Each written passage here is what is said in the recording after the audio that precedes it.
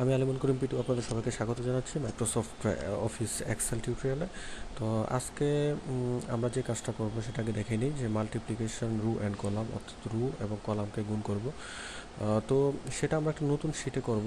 তো নতুন শিট করার জন্য এখানে দেখেন যে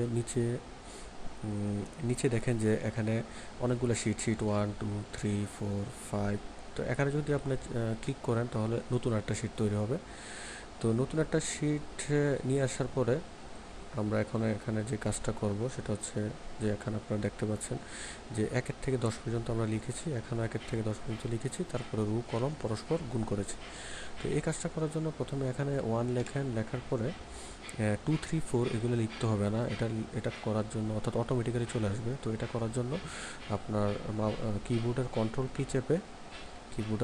কি চেপে আপনার মাউসের লেফট বাটন চেপে ধরে ডান দিকে নিয়ে গেলে দেখবেন যে ভ্যালুগুলো ইনক্রিজ হচ্ছে, এক এক করে বাড়ছে। তো 10 পর্যন্ত নিয়ে ছেড়ে দেন। তো ছেড়ে দেওয়ার পরে দেখেন যে ভ্যালুগুলো চলে এসেছে। তো এখন আমি যেটা করব, এটা কপি করে এই কলাম বরাবর দিব। এখন আমি কপি করলাম। কপি করে এখন যদি আমি এটাকে পেস্ট করি তাহলে ঘটনাটা কী দাঁড়াবে? ঘটনাটা দাঁড়াবে যে এটা রো বরাবরই পেস্ট হবে। কিন্তু না, আমি চাচ্ছি সেটা হচ্ছে যে এটা কলাম বরাবর পেস্ট হোক। তো সেটা করার জন্য আপনি এখানে একটা কলাম সিলেক্ট করুন। সিলেক্ট করে এখানে সরি, আগে কপি করে নিই। কপি। তো কলাম বরাবর পেস্ট করার জন্য এখানে দেখেন যে লেখা আছে যে পেস্ট স্পেশিয়াল। তো এখানে ক্লিক করুন। তো ক্লিক করার পর দেখেন যে একটা চার্ট চলে এসেছে। তো এখানে এই কোণায় লেখা আছে দেখেন যে ট্রান্সপোজ। তো এখানে এটা সিলেক্ট করুন। সিলেক্ট করার পরে ওকে চাপুন। দেখেন যে এখানে এটা কলাম বরাবর চলে এসেছে। তো আশা করি এই জিনিসটা বুঝতে পেরেছেন। তো এবার আমরা যেটা করব সেটা হচ্ছে যে গুণ করব রু এবং কলাম। তো সেটা করার জন্য আমরা এই সেলটাকে সিলেক্ট করে এখানে একটা ইকুয়াল সাইন দেব। দেওয়ার পরে আমি যেটা করতে চাচ্ছি রু এবং কলাম পরস্পর গুণ করব। তো এখানে এই যে ভ্যালুটা আছে সেই ভ্যালুটাকে আগে সিলেক্ট করি।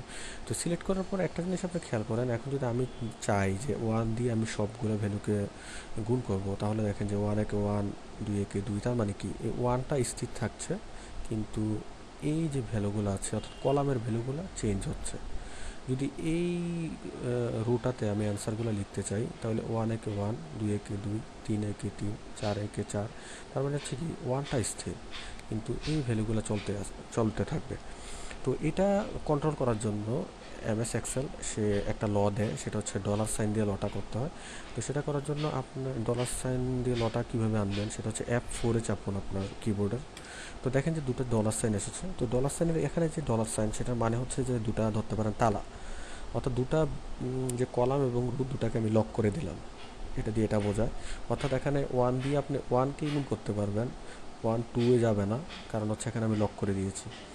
তো যাই হোক, এই কাজটা আমি এখন যেটা করব সেটা হচ্ছে এটাকে আবার চেঞ্জ করা যায়। F4 যখন আবার চাপবেন দেখেন যে আরও চেঞ্জ হয়ে গেছে, তার মানে হচ্ছে এখানে রোটা লক করে দিলাম, কিন্তু কলামটা চলতে থাকবে। তো আমি যেটা করতে চাচ্ছি সেটা হচ্ছে যে এখানে 1 দিয়ে প্রত্যেকটা সংখ্যাকে গুণ করব। তো সেই জন্যে আপনি এখানে যেটা করতে হবে সেটা হচ্ছে যে আমার দেখতে পাচ্ছেন যে এখানে এই ভ্যালুটার মানে হচ্ছে কি C3, তার মানে হচ্ছে যে এটা সি কলামে আছে আর এটা হচ্ছে সি রোতে আছে। তো এখানে যেটা করতে হবে সেটা হচ্ছে যে আপনার ভ্যালুটাকে আমি লক করে দিব, আর যে সি আছে সে সিটাকে আমি মুভ করাতে থাকবো, আর এটার সাথে আমি গুণ করব এই ভ্যালুটাকে। তো এই ভ্যালুটাকে আমি ঠিক বিপরীত কাজটা করব, অর্থাৎ কলামটাকে করে দিব লক, আর 4 মানে হচ্ছে রুটাকে মুভ করব। তো মুভ করার পর এখানে এখানে যখন আপনি ইন্টার চাপবেন তখন একটা রেজাল্ট দেখাবে। তো রেজাল্টটা দেখানোর পর এটাকে কপি করে পুরাটার মধ্যে যখন পেস্ট এভাবে সিলেক্ট করে ইন্টার চাপবেন, মাউস দিয়ে সিলেক্ট করে ইন্টার চাপবেন, তখন দেখতে পাবেন যে সবগুলাতে এই গুণটা সম্পূর্ণ হয়ে গেছে। 1 একে 1, 2 একে 2, 3 একে 3, 4 একে 4, এইভাবে পুরাটাতে সিলেক্ট হয়ে গেছে। তো এখন আমি যদি মাঝখানে সেন্টারে চিপি তো প্রত্যেকটা সেন্টারে চলে আসলো।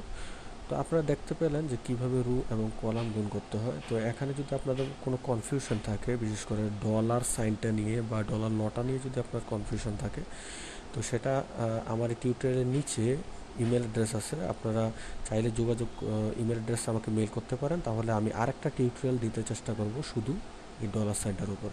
তো যাই হোক, এখানে আপনারা দেখতে পাচ্ছেন যে আমরা গুণ করেছি।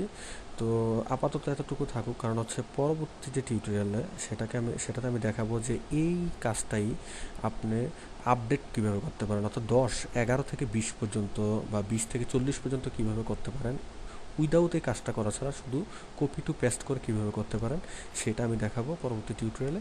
তো আশা করি এই টিউটোরিয়ালটি আপনাদের ভালো লেগেছে। তো পরবর্তী টিউটোরিয়াল দেখার জন্য আমন্ত্রণ রইল।